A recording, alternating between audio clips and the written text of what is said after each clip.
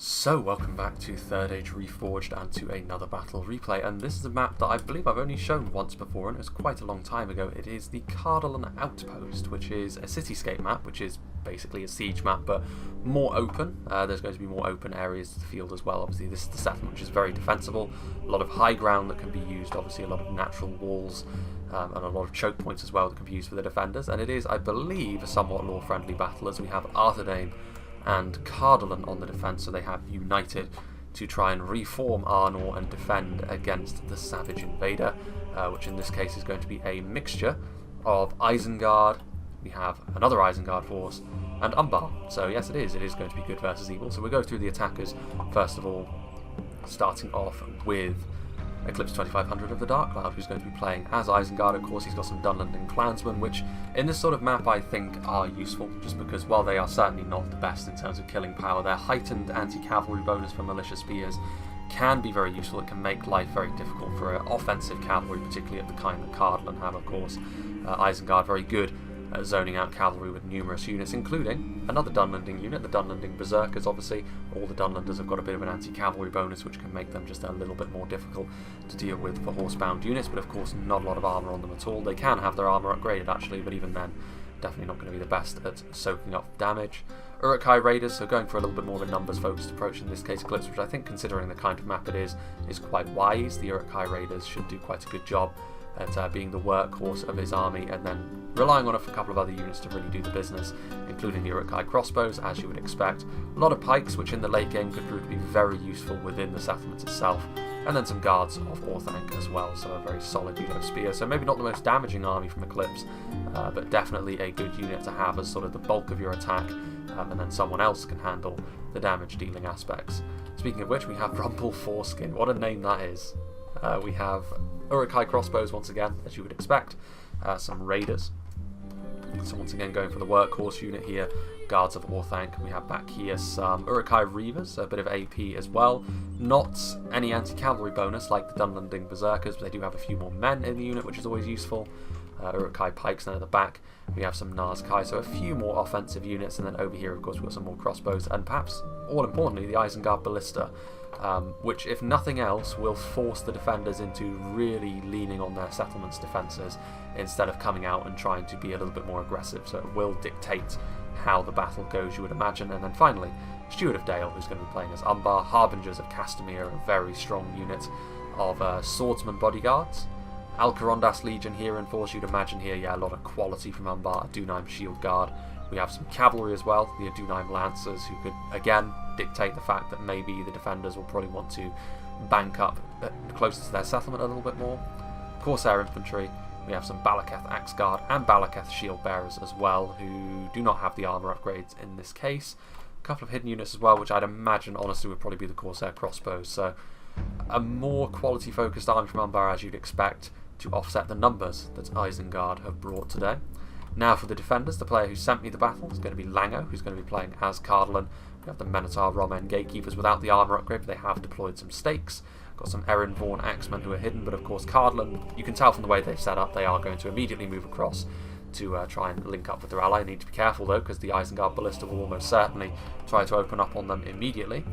Greenway Garrison Spearmen are over here, some footmen as well, so again Cardolan very capable of playing the numbers game just like the Orcs are, with their pikes and spears, and their archers of course, with the Greenway Garrison archers, Gwathlo trackers, of course the Minhiriath sharpshooters, the crossbows for Cardolan, of course one of the main reasons you want to be them, the Cardolan variant of the Dunedain Rangers with their Cardolan heraldry on their tabards, and then some Evendim archers here from Evendim Breakout, M1 Breakout, who's going to be playing as Arthedain, so he's got some supporting units here right from the off.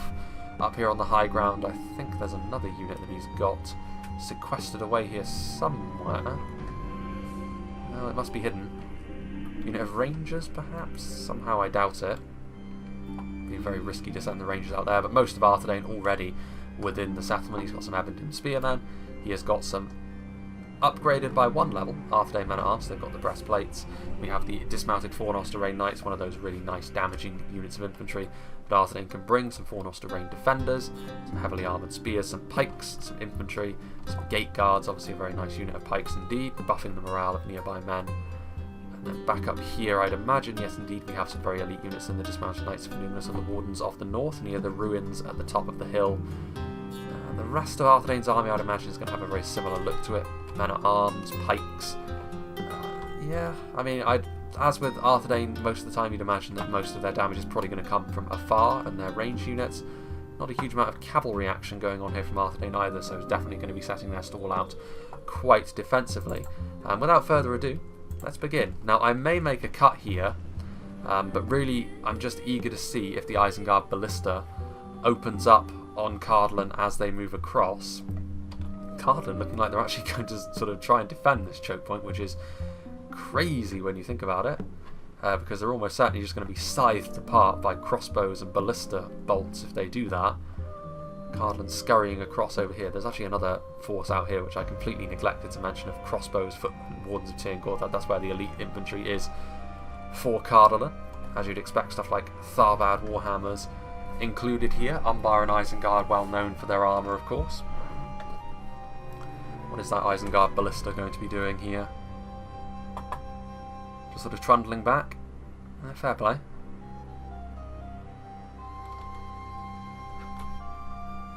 I'm actually surprised that Cardland are sort of fronting up on Isengard here, because again, like, I would imagine there's probably some sort of rules of engagement going on here, whereby they can't open up on one another immediately, but as soon as they're allowed to, the Isengard Ballista is just going to immediately start to fire in on these units, and it's going to be grisly.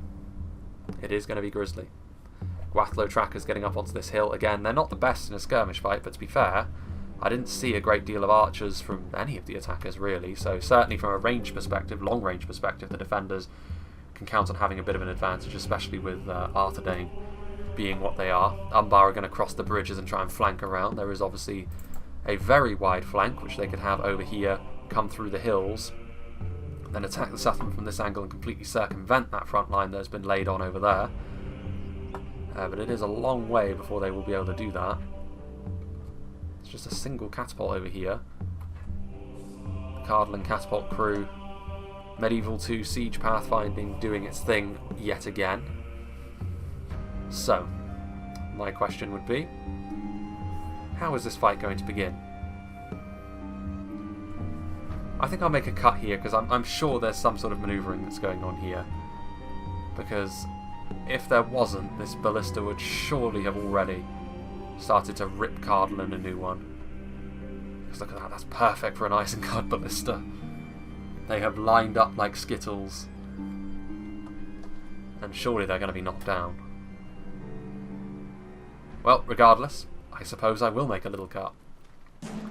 So interestingly enough, the first action is actually going to be some crossbows being pushed forward here from Eclipse 2500. And the Gwathlo trackers up there on the hill are going to reveal themselves and immediately start firing down into them. So this will be a good opportunity, I think, to try and disable some of the Uruk-hai crossbows, because the relative position means the Gwathlo trackers shouldn't have too many issues dealing a lot of damage to them. The crossbows are right here in and amongst the meat grinder. I mean, it's all well and good conserving your ballista ammunition, but this is too good of a target to pass up, surely, even in loose formation such as they are.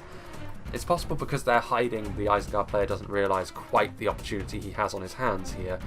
But even in loose formation, we've seen the Isengard Ballista still do a lot of damage before, and just the casualties you're capable of inflicting. And it's also worth saying, I don't think the Isengard Ballista is going to be all that useful when it comes to actually being within the settlement itself. Like, I really just do not feel as though it's going to be able to do much of anything there. The fact that Cardland only has a portion of their army as well means, I mean, if I were Isengard, I'd definitely be aggressive, especially with the support coming from Umbar from the north. I would suggest that's exactly the sort of thing they want to be doing. Meanwhile, all of these Gwathlo trackers, some of the arrows are hitting the dirt, but a lot of them are actually finding their marks. The Isengard Ballista, though, actually going after the Gwathlo trackers. Cardland will probably be fairly pleased with that, to be honest with you, because as soon as they engage in melee over here, the Isengard Ballista is not really going to have too clear of a shot. The Uruk-hai crossmen trying to get forward into a position where they can shoot at point blank, but they're immediately getting shot by even more archers being engaged in melee by MINHIRIATH men-at-arms. So pretty good opening salvos here from Cardland. They can afford to be fairly pleased so far. In come the Dunman clansmen though. That's a lot of arrow fire coming in. A lot of it is just from basic archers like Gwathlos and Evendim archers, but it is a lot of arrow fire that's coming forward here. And against crossbows, like Uruk-hai crossbows, they have decent armour. But against that sort of volume, Not going to go too well for them. Umbar still just sort of threatening the front. In come the Dunlending Clansmen. We've seen Dunlending Clansmen go up against basic units of men-at-arms like this before and get absolutely stomped. I would imagine that's going to be a similar story here. MINHIRIATH men-at-arms are probably going to be very comfortable in this engagement. They're actually going to try and pull back, though they are, so as they retreat, Dunlending Clansmen may be able to kill a few, shanking them in the back through the gaps in their chainmail.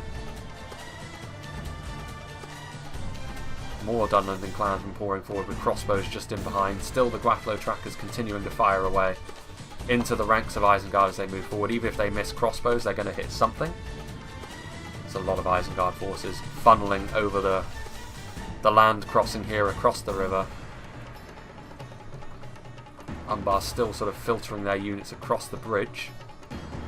It's going to take them a while to set up, but as soon as they do, of course, this is going to be a defensive position which is going to be pretty hard for Cardolan to hold. They have got some crossbows over here as well. They do still have the support of those Evendim archers from Arthedain as well. The Dunedain Rangers up on the hill also.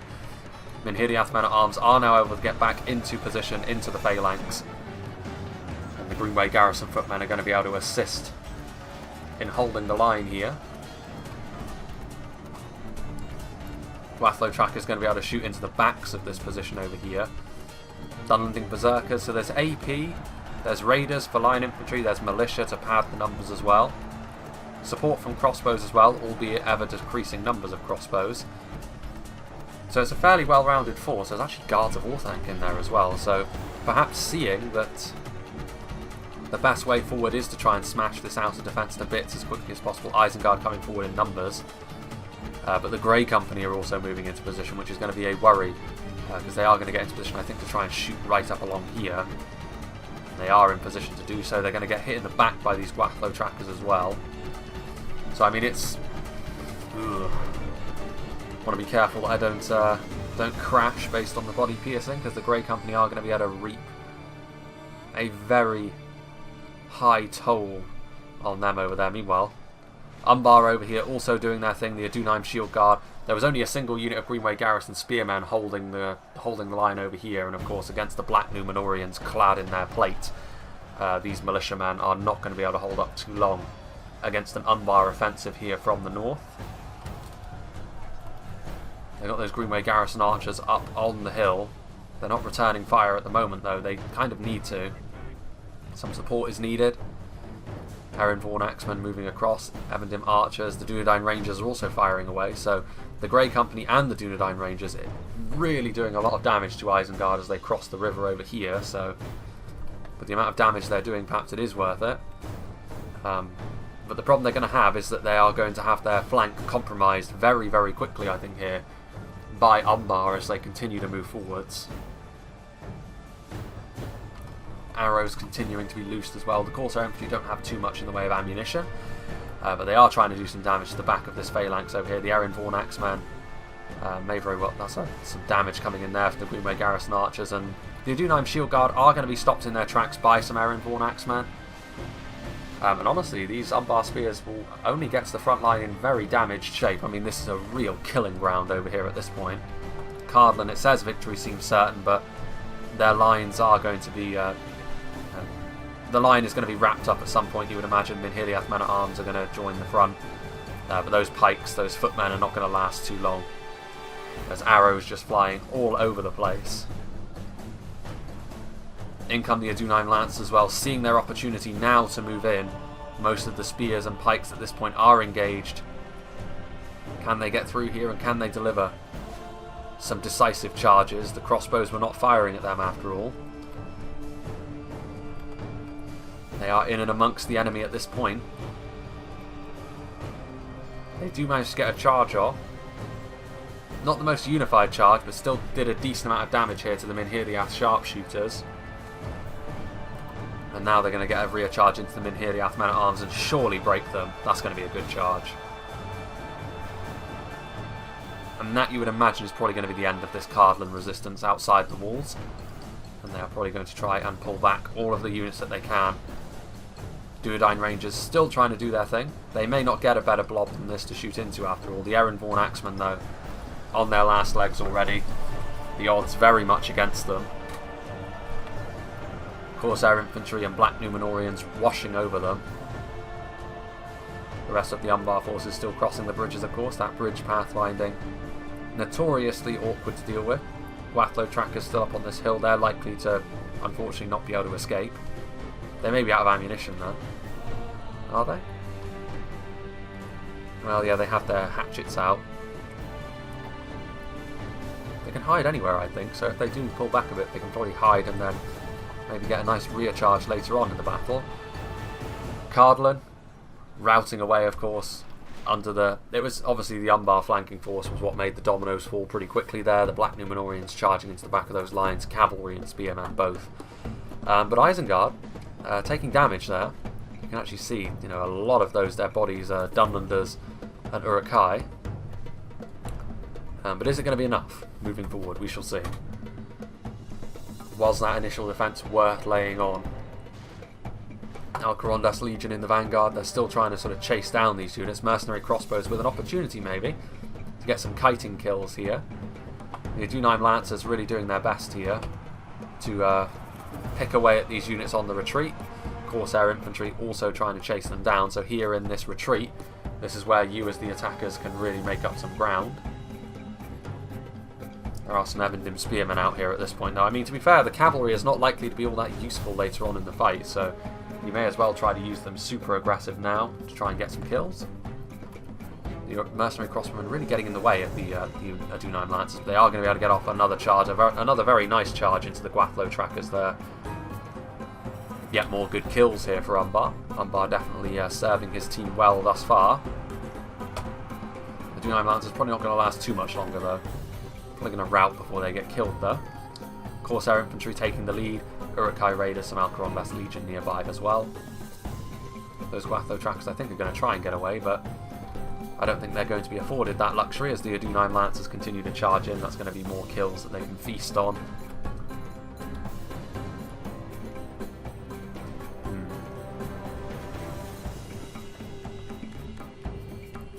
Still Isengard pouring across.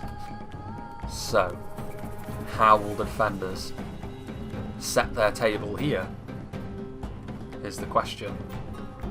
Got very nice phalanx, of course, but I would imagine, as the attackers often do in this situation, they'll park their crossbows right in front of this opening here and just try and shoot through, which of course will mean the defenders have to move, and then when the defenders move, the attackers will flood in. What have we got here? Some mercenary crossbowmen cycling back through. This is a very nasty position. Still, the Cardlin catapult is struggling to get back within the settlement, it must be said.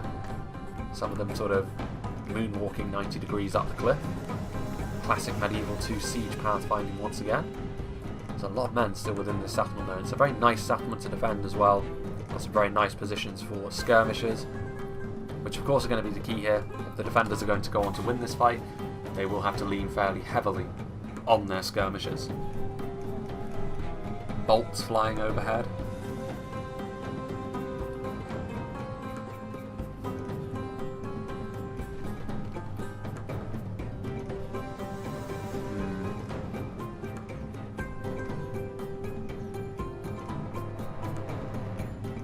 And the march is getting into position as well. There is a bit of a lull in proceedings here as the attackers get ready to set up their assault.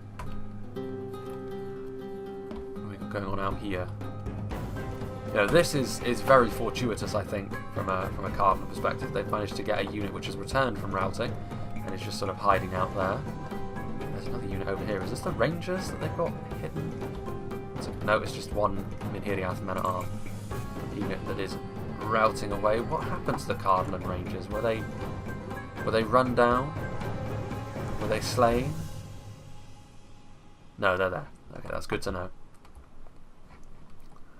So I think now, honestly, might be a time for another cut, because it's quite clear here that the attackers are going to spend their time setting up the ideal place to move in. Obviously, Umbar have still got a lot of their units a little bit further back from crossing the bridges over there.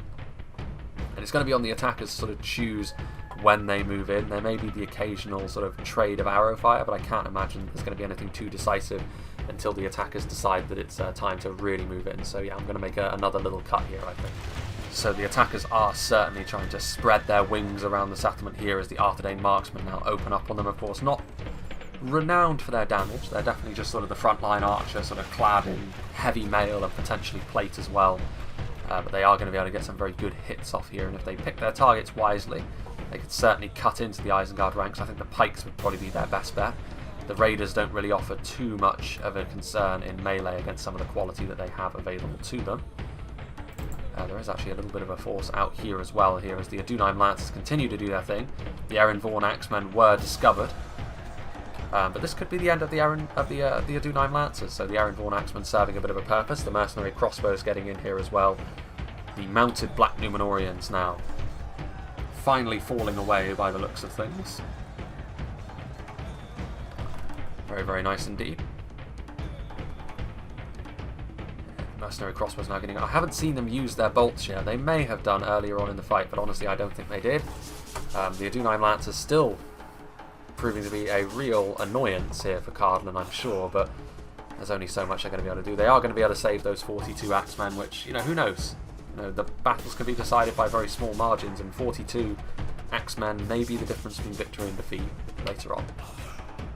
Over here, Umbar still, you know, Isengard just sort of shifting around. Obviously, the onus is very much on them to attack, and I think what they are going to try and do is hit every side of the settlements all at once. There is the danger, though, that they then leave each individual assault a little bit too light to be able to really affect the battle as much as they would like.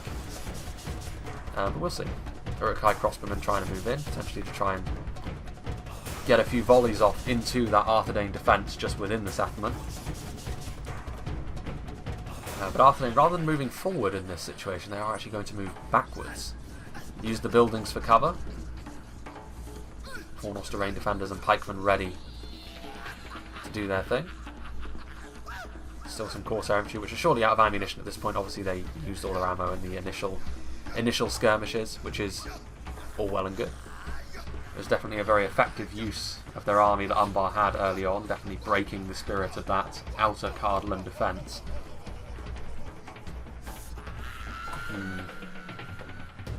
Umbar swinging out wide, the mercenary crossbowmen are over here. I mean, the mercenary crossbowmen, yeah, they do have ammunition, and they are going to be able to shoot into these Adunheim shield guard.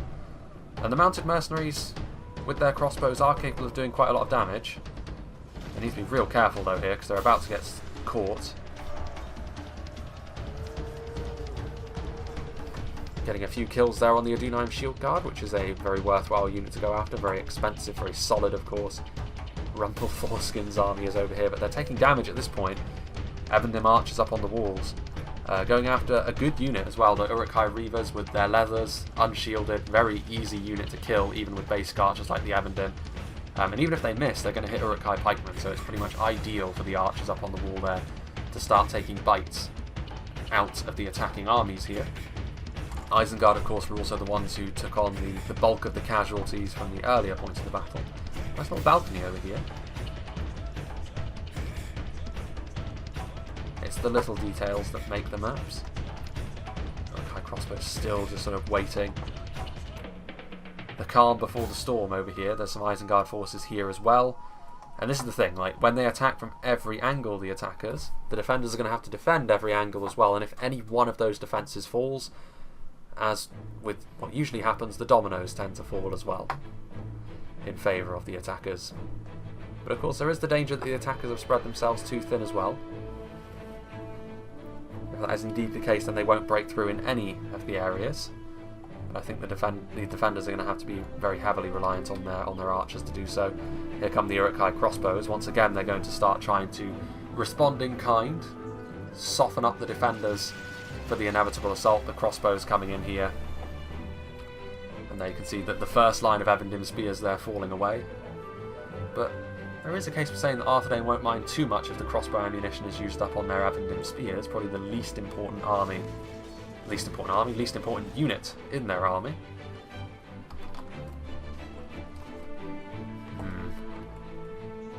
Forced to rain defenders. Yeah, there's not anything over here that's super damaging from a melee perspective. I guess the Fornos to Rain, dismounted Fornos to Rain knights are. But it is a very nice settlement to defend just because the choke points are so small, and the high ground that you can use on the attackers as they pour in can be deadly, like these Arthedain marksmen could turn around and shoot into the back of any force that comes through here, for example. Do the attackers have the quality and the numbers both to push through? You can see here there's some bandits up here on the hill as well. Inevitably with some javelins to shoot into the back there, and then they'll charge into melee to lend what support they can, limited though it may be. Two line captains are still just sort of shuffling around, still a bit of manoeuvring going on as Umbar move in. Arthedain pikemen as well. Again, that is going to be the issue that maybe Isengard face. Usually they can count on having sort of a real pike advantage, but against Arthedain and Cardland, both factions very, very capable of fielding an awful lot of pikes. Now you can see with the pikes not there, forced away by the crossbows, the Avendim spearmen are going to have to face this engagement without the support of that phalanx. And Uruk-hai raiders, as basic as they may be, should be able to defeat Avendim spearmen in a straight up fight. Albeit it will be quite a long one, you would imagine. So technically the first foray into the settlement has been made by an Isengard player. The Uruk-hai raiders testing their luck here against the Avendim spears as the bells in the town start to ring. Greenway garrison archers shuffling around in here, winded already. What's going on out here? Isengard still maybe not convinced that they can move in yet. Umbar also. I think it's unsurprising to see this sort of defence being mounted against Umbar, because Umbar, of all the attacking armies, they certainly have the most quality on display. A lot of Alcarondas Legion, a lot of Adunaim units as well. Castamir's Rangers, Corsair crossbows, very scary force all around. Definitely not the sort of thing you want to leave unchecked, which is why the catapult's over here, which is why there's sharpshooters over here as well. It's going to be difficult for Umbar to get through here unscathed, certainly impossible to get through unscathed, but difficult. In come the pikes, now reinforcing. Bit of range support coming in as well from the Greenway garrison archers. There are these Uruk-hai reavers making their way in. Those big axes will be useful on the front line. The arrows continue to come. Uruk-hai crossbowmen continuing to fire their missiles as well, although they don't have the best shot anymore because their own men are in the way, so they're going to have to arc it. Unless they're going after the Greenway garrison archers way in the back. Nope, they are going to try and go after the front line. Which honestly, those bolts will still be very useful. Not as effective as they could be, but still very, very useful nonetheless. But it's going to be difficult. There's a bit of friendly fire. That is the problem with those basic archers as well. They're a bit inaccurate, so they're actually hitting the back of their own men. So the Arthedain front line over here is not actually likely to last all that long, all things considered. I think Arthedain would probably be better off sort of pulling back a little bit and making their front line here, and then using skirmishes up on these high ground positions over here and then reinforcing from the side as and when needed, because there's still cover you can use against the crossbows then, and it will be very difficult for Isengard to really utilise their skirmishes to their fullest effect. Which again, that's really what a siege battle is all about from a defensive perspective. Can you make your settlement work for you in the best way possible? Umbar also starting to probe the lines over here. But depleted Black Numenorians are being backed up by the upgraded Corsair infantry, the scale mail being applied to them in this battle, but it's not really going to help them in this situation. This Arnorian front line, united Arnorian front line, is almost certainly going to hold out here. Balakith shield bearers are an interesting addition though, Corsair crossbows coming in here. I think trying to go after the catapult crew, but they're primarily hitting Greenway garrison archers, which Cardland will be quite happy with. MINHIRIATH sharpshooters going to be trying to shoot into the Balakith shield bearers, who are trying to push through actually. With their maces, AP obviously going to be useful on the front line. They're going to try and put, even if they push through though, I don't really think there's anything they're going to be able to accomplish here. Like reinforcements are going to be forthcoming. Reinforcements are going to be needed actually, I think, at this point. Arthedain men at arms, otherwise the Balakith shield bearers will be able to start working up the line. Adunaim shield guard coming in here as well, so a good start here from Umbar. The shield bearers are shaken though, pushing very deeply into enemy lines.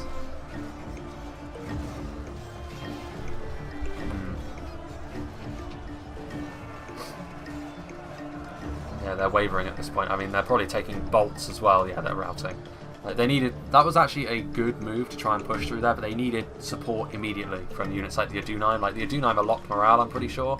That would have been the way to go. Ooh. Risky shot, but a good one nonetheless. Right into the heart of that Umbar force. So Umbar had the right idea, but now with the Arthedain men-at-arms coming in here to plug the gap that the Balakith shield bearers left, Cardland and Arthedain looking a little bit more comfortable over on this choke point. Over here, meanwhile, Reinforcements forthcoming. 4 Noster defenders getting into this gap. This is likely to be a very elongated fight in this choke point over here. Uruk-hai pikemen coming forward, but with arrow support, ARNOR are once again likely to be able to hold this choke point down for quite some time. Still those crossbows loitering with intent back there, but again, this is a situation where you would sort of imagine this fight to last quite a long time and the battle to be decided elsewhere potentially. Are they moving in over here? Not really. There's some damage. I'm not really sure what the Dunedain captains are out here. Trying to go after the Snaga maybe?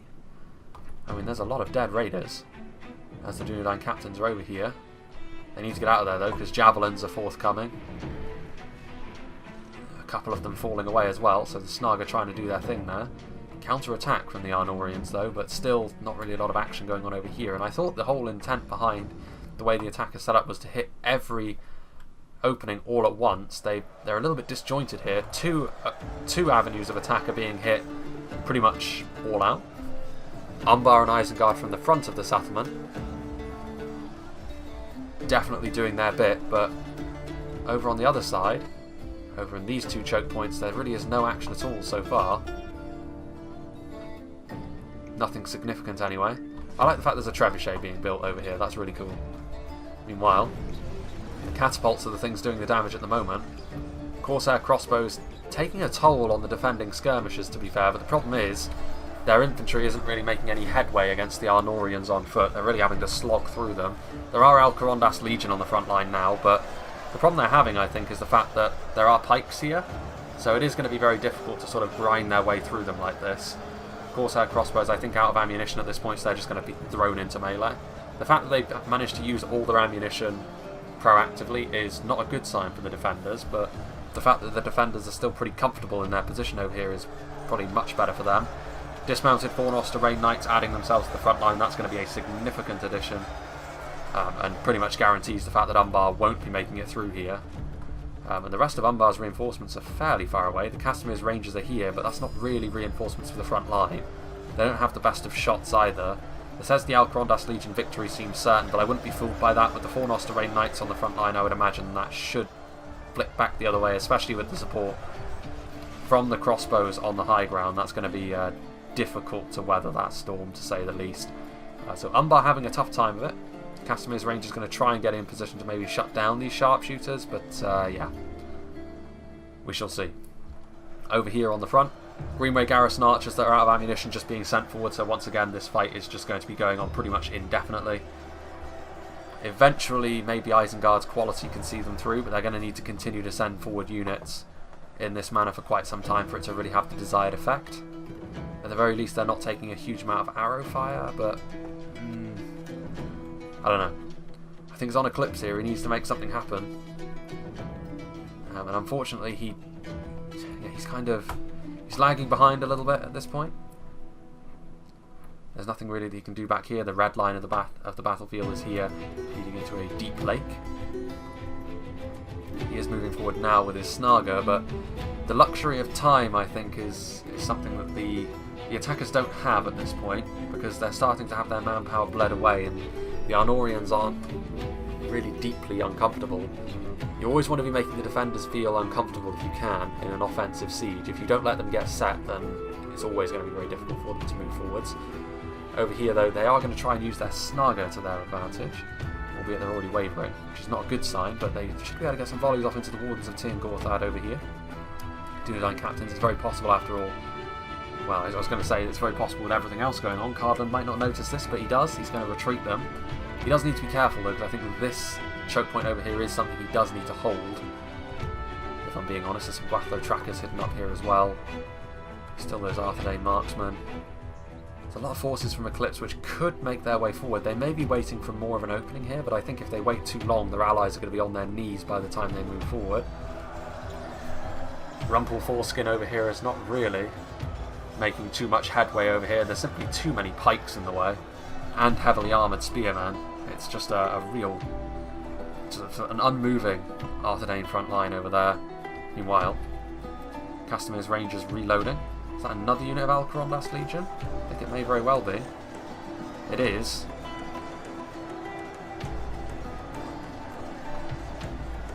What was that? That sounded like the catapults. Ah. The Isengard Ballista trying to fire, but the Isengard Ballista doesn't have a straight shot, which is not a good sign for them. Like I said, the Isengard Ballista really, I think, missed its opportunity to be super effective early on. This is a settlement where it's going to be very difficult to utilise the Ballista to its fullest effect. Because your own men are going to be in the way of any choke point that you try and fire into, and you could end up breaking them. Reinforcements heading over here, Fornoster Rain Defenders. You can see now, Warns of Tir Gorthad on the front line, Gwatlow Trackers and the Grey Company shooting into this Isengard force. So once again, Eclipse being sent packing. Showing the enemy his back, and that's not great. I mean, I can see why. There's no way he would be able to do anything against this force now. You see here, the Javelins are also going to do their bit on the retreat. Right into those crossbows there. Very nice volley indeed. Snaga are also breaking, so a bit of a disastrous probing assault here from Eclipse 2500. Arthday Marchman up on the hill. What have we here? Uruk-hai Raiders still doing their thing. Evandim Archers starting to get hit by the Ballista, but again, I mean, if the only thing it can kill is Evandim units, I think M1 Breakout will be quite pleased with that, to be honest with you. Over here, some Arthedain Pikes. Uruk-hai Reavers. Going to flood into the choke point as well.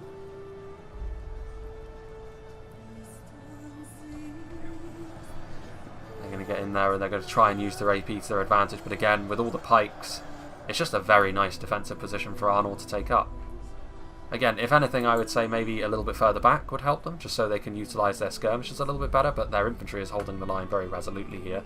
Umbar, meanwhile, have probably done the most damage to the enemy so far, but the problem is they've had to deal with the highest quality of unit as well, like dismounted Fornoster Rain Knights, MINHIRIATH Sharpshooters. All of these units have been turning their attention onto the most elite of the attacking armies, as you would probably expect. And it's yielded results for the defenders so far. These heavy swordsmen for Arthedain really pulling their weight. Going blow for blow with the Alcarondas Legion. They don't have the advantage of a shield, of course, but they haven't really been under any sort of ranged threat at this point. And Umbar, I think at this point, kind of rightly having to back off because they're not making any progress here. The catapult is now shifting its priority. Isengard over here, there are 3 Uruk-hai crossbows doing their thing. Still a token force over here. I mean, I can't really see too much in the way of movement from the attackers here. You can see here that Isengard's still doing their best to make something happen over here. They're still committing units in. I think this was kind of what Rumpelforsken was asked to do. But he's not really going to be able to make too much headway here. Maybe a unit of Trolls of the White Hand would have been exactly the thing needed to unlock this defence. Evandim Archers getting in here, shooting into the Isengard ranks, of course. Any hits they get on Uruk-hai Reavers will almost certainly result in kills. Scything through that position there, very nasty. Uruk-hai Crossbowmen doing their thing as well, but not really the best of shots that they have. Some of the bolts hitting the side wall, and even if they do hit again, it's only Evandim Archers they're shooting. The defenders will probably be quite pleased with the fact that the Uruk-hai Crossbows and the Isengard Ballista have not really been able to lay down a huge amount of their effectiveness, and that is an example of making your settlement work for you. Over here, meanwhile, what are Umbar doing? Umbar have now committed forward their Balakath Axe Guard. Bit of AP on the front line. Doing some good damage there to the dismounted Fornoster Rain Knights. The MINHIRIATH Sharpshooters are on the front line. Umbar trying to force their way through, which again is not necessarily the wrong thing to do, but I think they need reinforcements to follow them in if they're going to do that. Like, they need their Alcarondas Legion to be following them, I think. Merc crossbows. Going to try and salvage this situation, but I don't know. Umbar finally looking as though they can make something happen here, but they're going to need more reinforcements on the front line to consolidate the gains that the Balakath Axe Guard have made. There's also still those Corsair Infantry on the front line, which is impressive that they're still fighting, honestly. They were there right from the start. Meanwhile, Grey Company coming in here for some point-blank action against the Balakath Axe Guard, but getting a little bit too close for comfort. couple of them getting chopped down. Some bandits making their way over here to try and plug the gap as well. There's always the Minotaur Roman Guardians to move in as well, so still Eclipse is biding his time, and this may be the opportunity he was waiting for, because they are going to have to siphon off more resources to try and stop Umbar at this point. Umbar's army may be very small at this stage, but there are some elite units left in there, and it does look as though Eclipse is finally going to start making his way into the settlement. Uruk-hai Raiders and Uruk-hai Pikemen making their way through this opening. Will Arthedain realise that, and will they be able to set up a defence quickly enough? I don't think they will. Not really too much of an excuse for that either. Like, there's only so many things you need to keep an eye on this battlefield, and that could be a turning point, we shall see. Uruk-hai Reaver's victory seems certain. I'm not sure how. With the pikes there, you see there the Avendim archers also committing themselves forward. Yet another unit of low tier archers. They're going to have to try and hack their way through the orcs. Another unit of dismounted Fornost Rain Knights, so more pressure being taken off Isengard from the front. Umbar doing their job here, leveraging their quality, and sort of drawing the attention of a lot of these Arnorian units at this point. The bandits are getting in the way of the Balakath Axguard, but you would imagine this fight is certainly only going to end one way. Minotaur Roman Gatekeepers doing their thing, trying to lay down some punishment, as will the Grey Company, so the bandits are really just here to hold them in place. Oof, nasty body piercing there into the back of the Alcarondas Legion. A decent fight between two good quality units here. The Adunheim Shield Guard in there as well. But with the body piercing shots coming in from the Grey Company, that's going to be all that's needed. The dismounted Knights of Numinous also coming forward now, and this could be the end of Umbar. Here are Isengard. They are now moving in force. Arthedain Pikemen and Fornost Rain Defenders turning around to face the Raiders.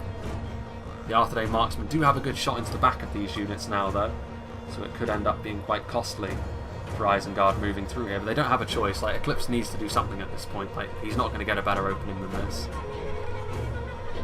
Meanwhile over here still, this Isengard army has just been stopped dead for this entire battle. The Dunedain Rangers now trying to really turn the screw.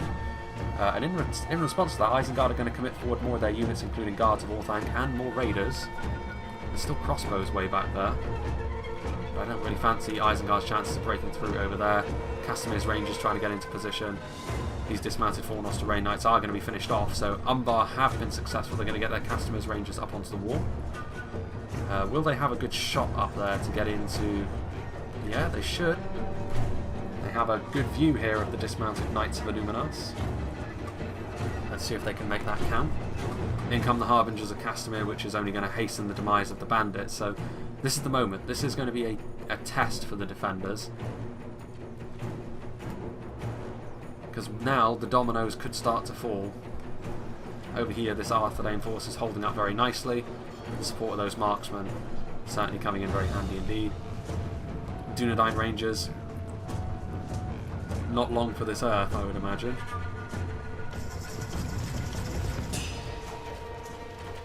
Trying to shoot into the blob, but they perhaps should be a little bit more concerned with the pikemen that are advancing in on their position. The Grey Company, Gate Guards, out archers. And here, I mean, this is the moment. The attackers are clearly mobilising, getting everything in here. And if the defenders don't play this correctly, this will succeed. Because they don't have enough on this front line to hold it, certainly. The Illuminous Gate Guards and the Arthedain Men-at-Arms could change that, but I doubt it. Especially seeing as they're going to get hit in the back by a unit of pikes as well. That's not great. These units over here kind of just hanging out doing nothing. Over here, meanwhile, Dunedain Captains and Dismounted Knights of Illuminous now facing off against the elites from Umbar. It's interesting that the Castamir's Rangers have decided to shoot something else. What are they going after?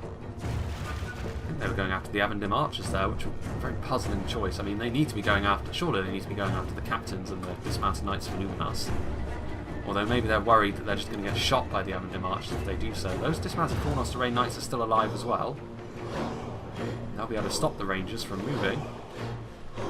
Alcarondas Legion trying to go after the Grey Company. Avendim Archers are over here. It's turning into a bit of a mess, this fight now, which you would imagine should suit the Orcs a little bit more. Ooh, that's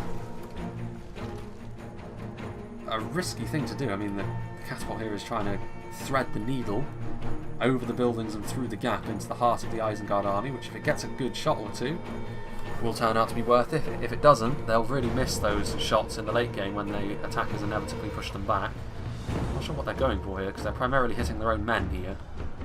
Not brilliant from their perspective. This Arthedain force, though, has held up well, as you would have expected, with the support of the archers hitting them in the back. Pikes, heavily armoured spears, difficult to wear that kind of army down. Over here, the Battle of the Elites is still ongoing, albeit I think my money would be on the defenders here without any sort of support from the attackers, purely because they have more elites on the front line. And also they still have those dismounted Fornost Array Knights, which could charge into the rear, cause even more problems. The Casimir's Rangers, I think, are still kind of undecided on what they want to do. They're not under any threat of being shot by the Evendim Archers anymore. the Alcarondas Legion are going to absolutely plough through them. Absolutely no contest whatsoever. Guards of Orthanc trundling their way forwards. In come the Uruk-hai Raiders now, surrounding this single unit of Arthedain men-at-arms, and they're only a basic unit, so you would imagine that this is the sort of pressure which is going to cause them to break sooner rather than later.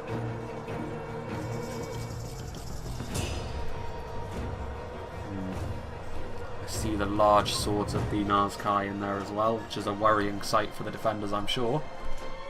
Over here, Arthedain marksmen heading over.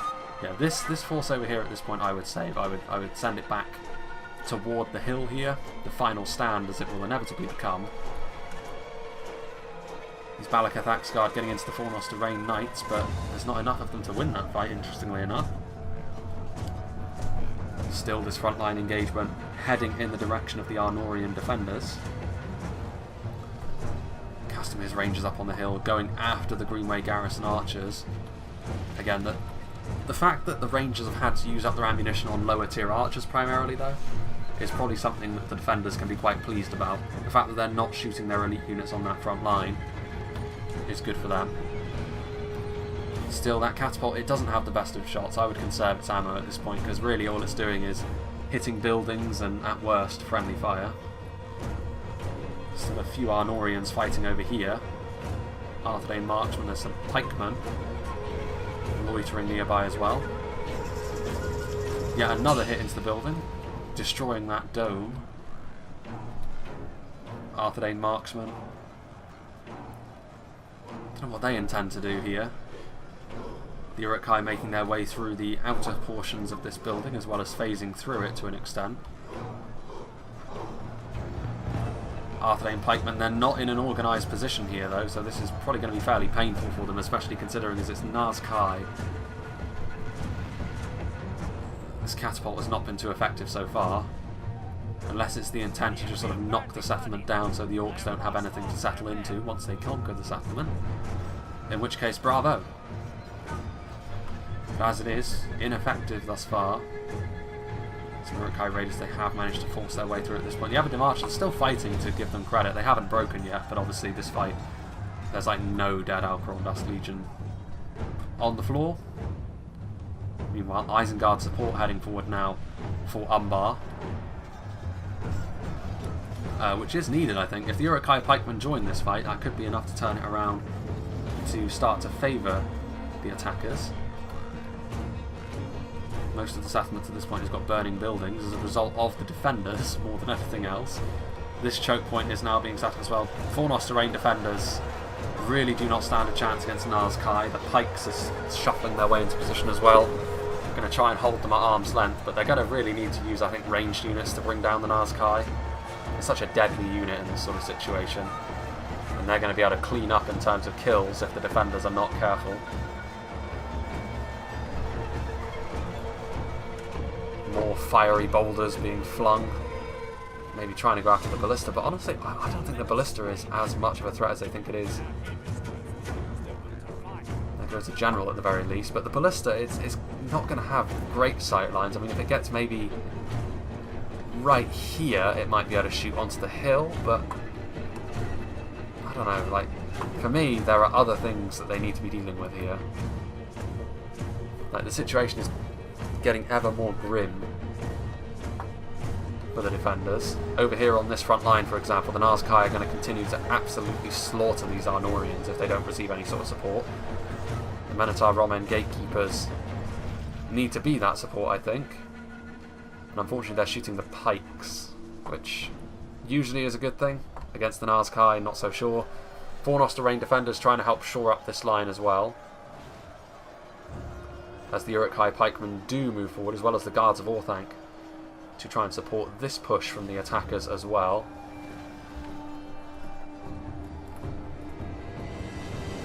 Catapult still firing away. Arthedain marksman up here. Wardens of Tir Gorthad running across at this point. Content to abandon this route into the settlement, which, I mean, why not? There's nothing left out here anymore. Wardens of Tir Gorthad will probably be needed on the front line, honestly. Somewhere. There we go. That's a little bit better from the catapult. Going after a target which is much more like it. They actually did cause some of their own men to rout, but they need to do some damage quickly here to the ever-advancing Isengard forces.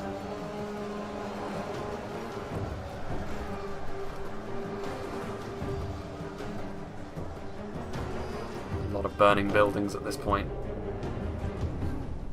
Another good hit. Another decent hit as well into the pikes. Excuse me. Right into the heart of that unit of pikes as well. So all of a sudden, now that the catapult is being used to its fullest effects, things are looking pretty good for Cardland over on this side, and Arnor, or Arthedain I should call them. Which is probably pretty good.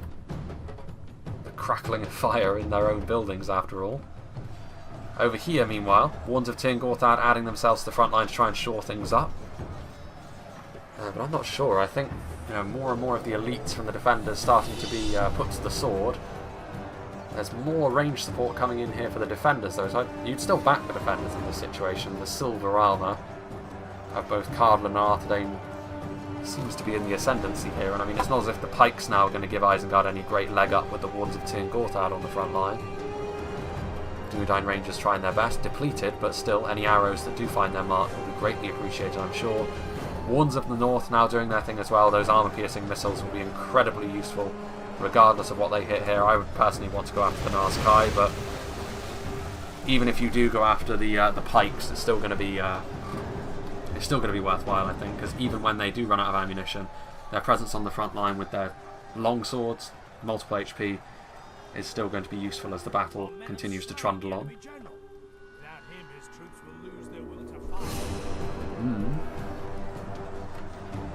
MINHIRIATH sharpshooters.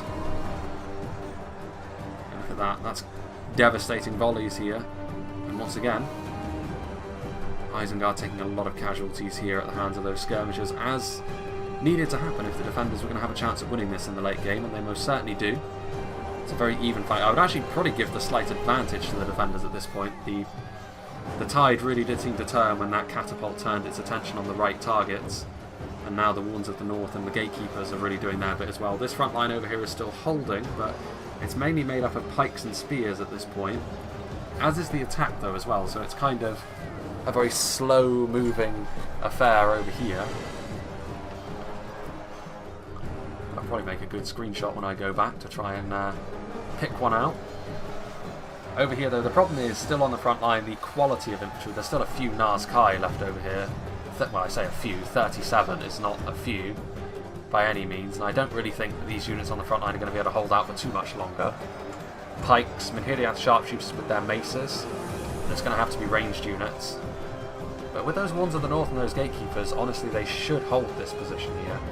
And the damage they do should probably be pretty terminal for Isengard, if I'm being honest. But we shall see. Still, the crossbows get launched. The Gwathlo trackers still hiding. Well, there goes the Cardland General. Not the best news for Cardland. Cardland's morale is not the best at holding itself together. What are the Wardens of Tir Gorthad doing? Are they going to abandon this front line? I think they might be. They're going to try and shore up somewhere else, I think. All of the ranged attack is going on in this angle here. They're going to try and kill off the crossbows as quickly as possible. Deny Isengard the ability to use theirs in an offensive capacity, which in this situation is the right thing to do, I think. They need to kill them off quickly. More Uruk-hai being slain en masse.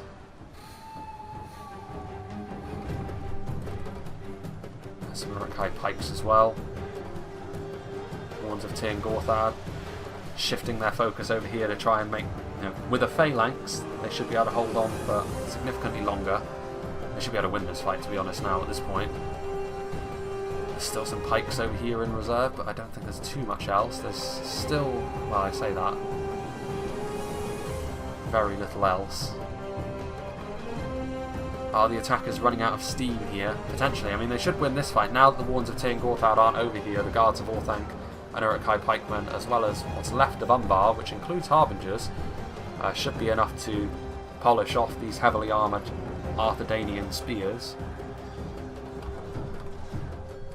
There's not a lot left in reserve for the attackers, though, at this point, is there? And you would imagine the Gwathlo trackers now revealing themselves, loosing a few volleys. They're certainly not as effective as the skirmishes that came before, but it's yet more ranged fire they're having to go through. Meanwhile, Isengard starting to come round the back. There were no defences left over here, and it includes Alcarondas Legion. This demands a response here. Warns of the North, so once again all the skirmishers now turning their attention onto this flanking force to try and finish it off as quickly as they possibly can. And with Rangers, with Warns of the North, Minotaur Romen Gatekeepers, I don't know though, I mean, Alcarondas Legion? There's not many of them left, but I mean, this isn't going to be a force which wins them the battle, but it's going to distract all these archers, and that might be enough for them to make something happen over here, the attackers. But I think the problem the attackers are going to run into here is that they don't have enough manpower left to sort of hammer something home.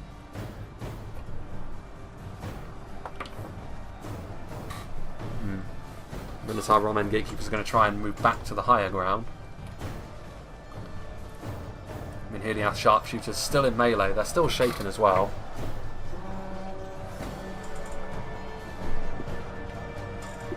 But they shouldn't rout, if I'm being honest. Not against Urukai crossbows anyway. It'd be a different story if it were the Alcarondas Legion right there. They're taking damage though, and at this point, I mean, they're trying to flood in here, the attackers. This is the decisive phase of the battle, I think. They're going to have to try and make something happen. I mean, a lot of these units are looking like routing, shaken. Warns of Tir and Gorthad are going to sort of fight to the death though, which is a bit of a problem for the attackers, because they need to make some sort of chain route happen here, which, considering they're up against one of the armies as Cardolan, is not completely out of the question. Cardolan losing their general, of course, but Warns of the North, that's a tough unit to take on at this late stage. Fully healthy in a melee capacity as well. The Guards of Orthanc having already gone through a bit of a meat grinder themselves. Not the highest damage unit either. The Gatekeepers still have a couple of volleys left in them by the looks of things as well. There are the Gwathlo trackers. Looks like they've returned from routing, interestingly enough. Some Alcarondas Legion. Do they still have ammo, would be my question. If they... I don't know if they do. Just going to try and keep the Alcarondas Legion at bay. Charging in there. They have a huge numbers advantage, but even so, they're pretty poor in melee, if we're being honest. These forces over here still holding the line. Urukai crossbows getting into place. They still have ammo, which could be key, but so do the Gatekeepers, who I think are still going after the pikes. Over here, I don't really fancy Isengard's chances of breaking through the Warns of Tir and Gorthad at this point. Still those bolts raining in on the Isengard force as well. I think it's been a close run thing, but I do think the defenders are just about going to have the quality and the manpower to see themselves over the line here. Those Warns of the North doing their thing. I don't fancy the Guards of Orthanc's chances going uphill into them. Like, they have some Raider support, but the Raiders are, not really what is needed at this point. The Raiders are also having to try and peel off to try and stop the Gatekeepers, because one thing is certain, if the Gatekeepers continue to fire, there's only one way this fight is going to end. Really doing damage to the Urukai pikemen there as well. The problem, of course, is that the Raiders are going to be easily defeated by the Gatekeepers in melee as well with those halberds. Those Gwathlo trackers actually have managed to pull out a victory, I think, here against the Alcarondas. Well, I say that. Some Dunedain Rangers over here, being kept busy by the crossbows. MINHIRIATH Sharpshooters going to be victorious now against the pikes after that devastating volley from the Gatekeepers. And I think it's clear to see what way the wind is blowing in this battle now. Certainly a close run thing though. Victory seems certain. Only a fool could lose this battle. which is weird considering that's... Well, the Wards of Tingorthad just routed, which I'm really surprised about. It must be because Carvelan's morale is starting to flag because of the loss of their general. I mean, I suppose there's still some Nazkai. Yeah, 12 of them. Fear causing. I suppose that makes some sense, but ultimately I don't think that is going to be enough to secure victory in the field here. There goes an Isengard general. Yeah, the Wardens of the North and the Manatar Romen gatekeepers are going to be too much for the attackers to deal with here. You can see here the Wardens of the North victorious over the Guards of Orthanc with limited losses. Gwathlo trackers coming to the aid of the Rangers as well, which of course is going to finish off the crossbowmen. Isengard sort of trying to rally here in the late game, forcing that front line to break, but that front line did its job for long enough that that should be enough to secure victory for the defenders, which this was a closely fought battle indeed. But I do think the defenders deserved it. I think the attackers, I can see what they were maybe trying to do, trying to wear them down a little bit and then go in with everything all at once. It could have worked, but ultimately I think early on, particularly against the Isengard force at the front and the Umbar army, I think they were just able to, they just took too much damage too quickly. And ultimately they didn't have the manpower left here at the end to really force home their advantage, because they did well. The momentum was with them for a little while, but ultimately they stalled, and then the defenders were able to rally and really, I think, managed to win this fight overall. I mean, there's still some crossbows here, could be a bit of a difference maker, but I mean, as soon as these Gwathlo trackers are done, they should be able to interrupt that. Some Cardland and Arthdane forces running for the hills. Uruk-hai Pike's still fighting hard. There's still some Nazkai on the front line, but again, the quality of the gatekeepers and the Wardens of the North should be sufficient to make sure there isn't any major surprise going into the very final phases of this battle.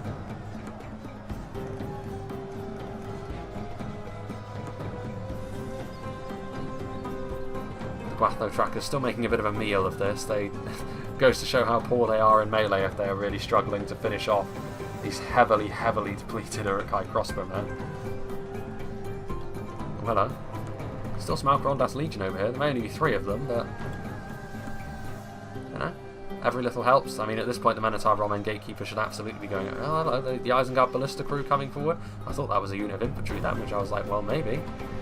But no, it's a Ballista crew, which, you know, not really the heroes that the attackers needed at this late stage of proceedings. Uruk-hai crossbows continuing to push forward as well. At this point, though, the Gwathlo tracker is going to be able to get into them to try and stop them from firing. And that is going to be enough to force them backwards. The Wardens of the North continuing to do their thing on the front line. Still a couple of Nazkai left, but that's not going to last for too much longer, you would imagine. Certainly not many defenders left at all, though. Very close indeed, within 1%. So it does go to show how close this battle really was. The Gwathlo trackers routing. I mean, the crossbows here, I mean, the problem is one of these 2 units could easily disengage from this fight at this point because it's only a ballista crew. It's not as if they'd be turning their back on like Nazkai, who would rip them to pieces as soon as they tried it. It's not really going to work out that way, unfortunately, I think, for the attackers. Hanging on for dear life, the attackers here. They're really trying to make a good fist of it here. 7 Uruk-hai Raiders going forward, just throwing everything in. There is no town centre on this map, of course. If it was, I'm sure it'd be up here in the ruins. Manatar Ramen Gatekeepers still rather stretched, but the Wardens of the North here doing their thing. Oof, beheaded there, the Ballista crew. Again, the Isengard Ballista was another unit that wasn't really able to lay down its full effectiveness. It could have done in that early stage. If it was permitted, they could have used their Ballista in the first phase. They absolutely should have done, because that would have been potentially devastating. As it was, they were never really able to utilise it properly. The crossbows were also something else Isengard weren't able to use very well, which I think that is the key to how they were able to win this, because Umbar were able to use their skirmishes to an extent, but I think the defenders did a very good job at denying the attackers use of their skirmishes, which very often you see that the attackers use their skirmishes to a good effect and go on to win the battle. In this case, though, that was untrue. just the Urukai crossbows, I think, at this point. There's nothing really over here, other than some raiders. Wardens of the North still standing pretty firm. Haven't even lost half their unit at this stage. Very good unit, of course, the Wardens of the North for Arthedain. Raiders now routing off, and this will be the final action. So these crossbows, the last one standing, they're going to try and do some last stand action, maybe get one more volley off as they crank their crossbows. No, that was a blank shot, so they weren't able to get that final shot off, and of course this is going to seal their fate.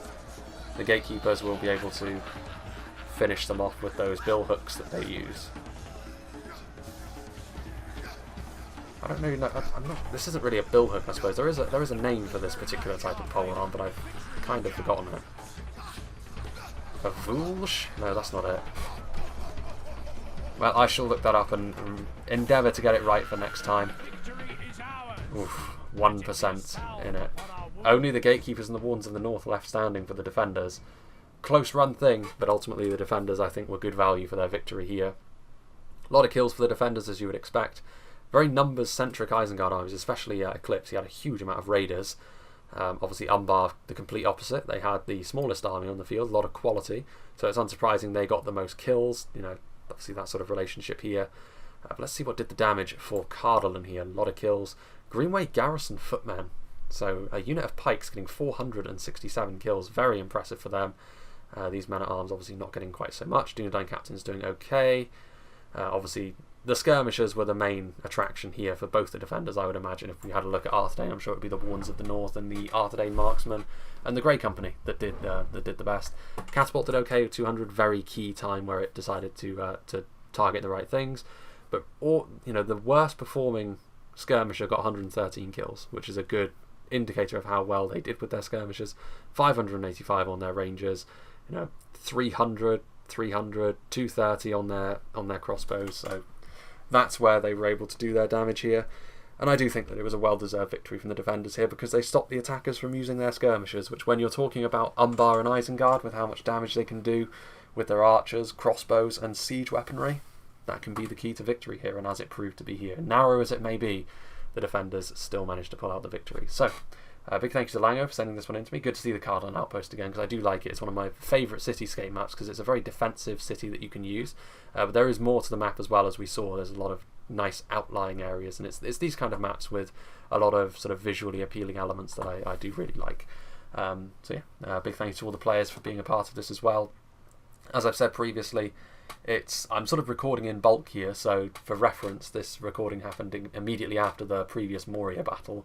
Like I said at the end of that video, I'm in it's a bit of a weird situation that I'm in at the moment. It's not going to affect the channel, I'm pretty sure. Like, I'm actually fairly sure that, to be honest with you, I'm going to be able to keep to my one video every 2 days schedule, which is nice, obviously.